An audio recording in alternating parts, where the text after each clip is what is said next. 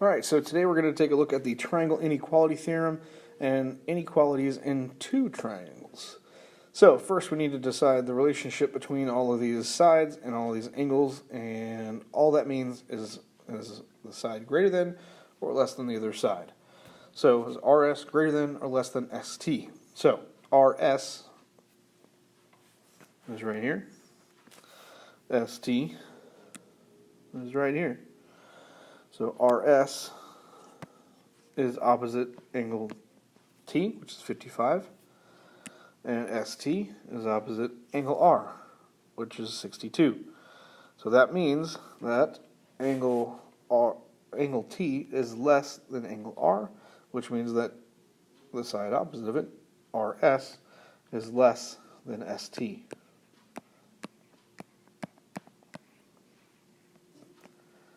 The next one, RT and ST. So we already know ST is opposite of the 62. So RT is opposite of the 63. So 63 compared to 62. 63 is greater than 62. So that means that RT is greater than ST. Now we're on to the second triangle. We were looking at the relationships between the angles. We're given the sides. So angle A is opposite side CB, which is 6. Angle B is opposite angle or side AC, which is 12. So that means the side opposite A is 6, side opposite B is 12. 6 is less than 12, so angle A is less than angle B. So, by the way, I'm going to start using when I have inequalities, I'll put that extra arc to represent the angle instead of a less than. That way it doesn't get confusing. Angles and less thans look very similar. For number 4, looking at angle B and angle C. So again, we know angle B is opposite of the 12.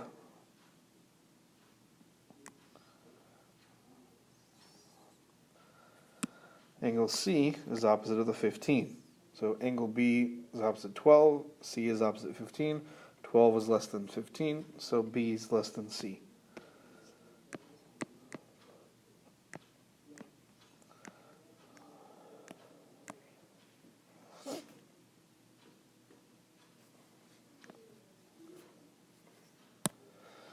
So, no vocab again today.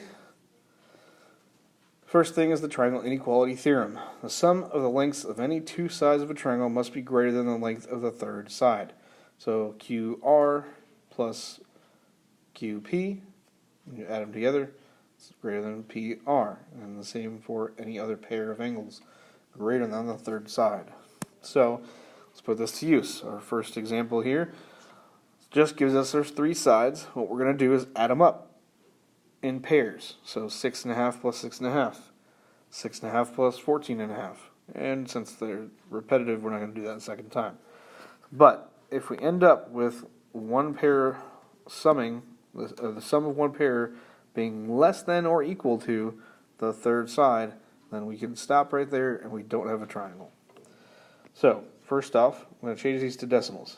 6.5 plus 6.5. That equals 13. 13 is less than 14.5. That's a problem. So right away, we don't have to do any more work because now this is not a triangle. You end up with something that looks like this.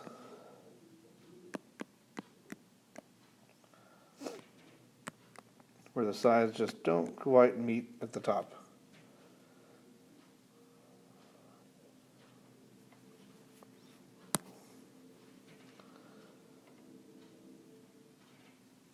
For this one, same exact thing. We're going to add these sides in pairs. So 4.8 plus 12.2 gets us a nice, even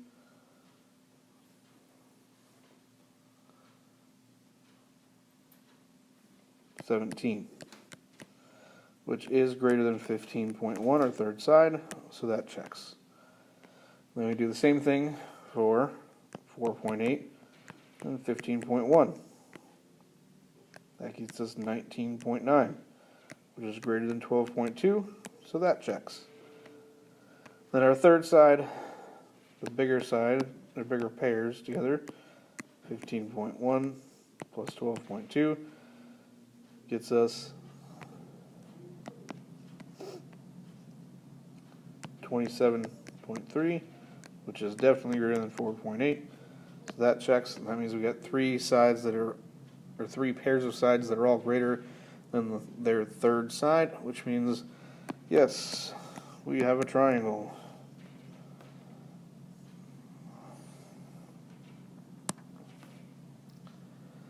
Our next one here, we want to find the range. So think about it.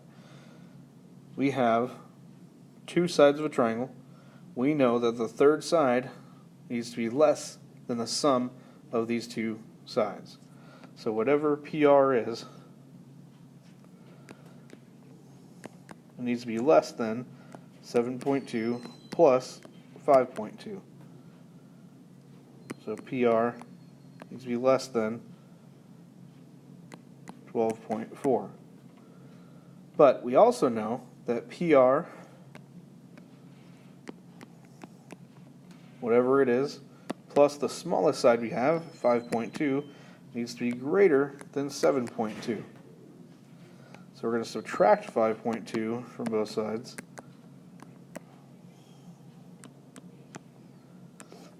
And PR needs to be greater than 2. So if you notice, all I did was take the two sides we do have, add them together to get our maximum, and then I subtracted them to get the difference to be our lower end. So now we can combine these two inequalities together to have our range, and 2 is less than PR, which is less than 12.4. So you add them up, get the maximum, you subtract them and get the difference, that's the minimum, and there's your range. From 2 to 12.4. Picture didn't even help us. We didn't even need it. Don't know why it was even there. So, inequalities in two triangles. That is talking about the Hinge Theorem. The Hinge Theorem says that if two sides of a triangle are congruent to two sides of another triangle, and the included angle of the first is larger than the included angle of the second triangle, then the third side of the first triangle is longer than the third side of the second triangle. Converse just takes that and flips it around. Same exact idea. If two sides of a triangle are congruent to two sides of another triangle, and the third side of the first is longer than the third side of the second triangle, then the included angle measure of the first triangle is greater than the included angle measure of the second triangle. Whew, lots of words, but it's pretty easy problem-wise. So, just need to compare the measures of AD and BD. So we know that AD here, this is very similar to what we did in the warm-up, by the way. AD is opposite of this 70-degree angle. BD is opposite of the 68-degree angle. So since 70 is greater than 68, and we do share two sides, or we do have two congruent sides, AC is congruent to CB, and DC is shared between them. So that means the Hinge theorem comes into play, and that means that since AD is opposite of the larger angle, AD is larger than BD, so AD is greater than BD. Because again, 70 is greater than 68.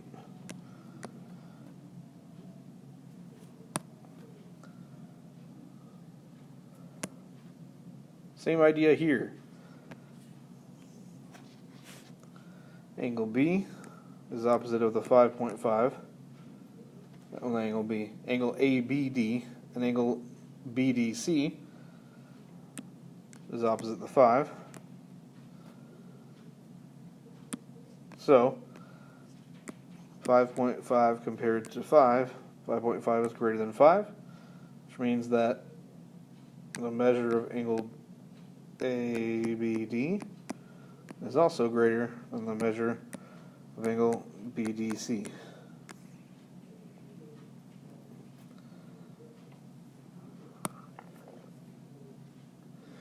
Alright, so now we need to find some ranges. So we're given an expression as one of our angles. We again share a side, and we have two congruent sides, DL and DN, which means we can follow the Hinge theorem. But we're looking for a range like we did for the triangle inequality theorem. So,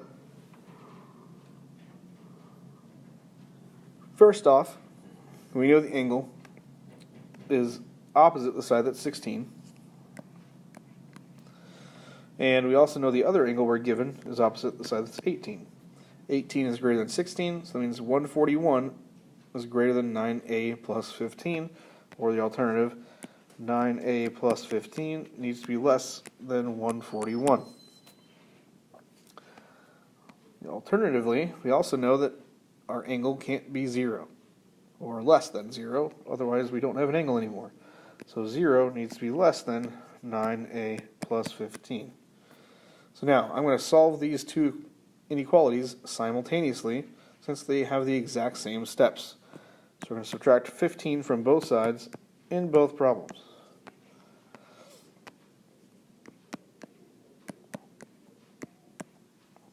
So it cancels on the left for our problem on the right, cancels on the right for our problem on the left. So we're left with 9a is less than 141 minus 15 is 126. And then on the right, or on the left side, we're left with negative 15 is less than 9a. And we're going to divide by 9 on both sides of both inequalities.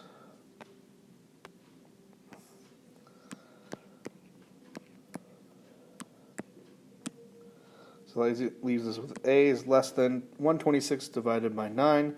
Comes out to be 14. And negative 15 divided by 9 comes out to be negative 1.67. 666 repeating, but we'll stop with that. So, here we have two inequalities with a involved. We can now use the transitive property.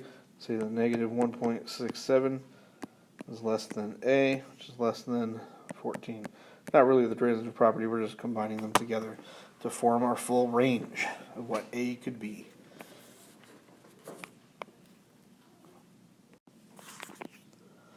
So we got one more problem left.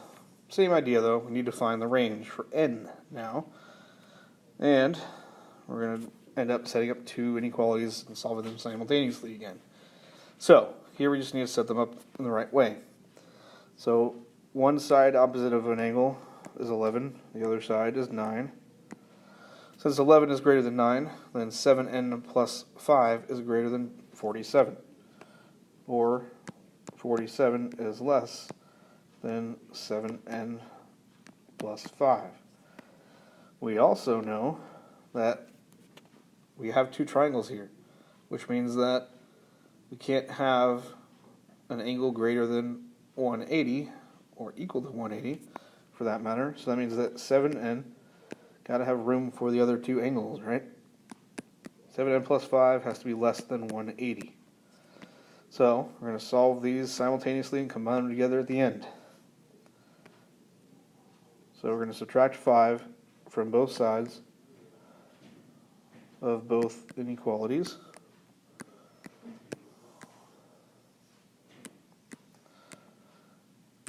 (47 minus 5 is 42. So 42 is less than 7n. And 7n is less than 175. Then we're going to divide by 7 on both sides of both inequalities. So we are left with not 42 anymore. 42 divided by 7 is 6, is less than n. And 175 divided by 7 is 25. So n is less than 25. So our overall range is 6 is less than n is less than 25.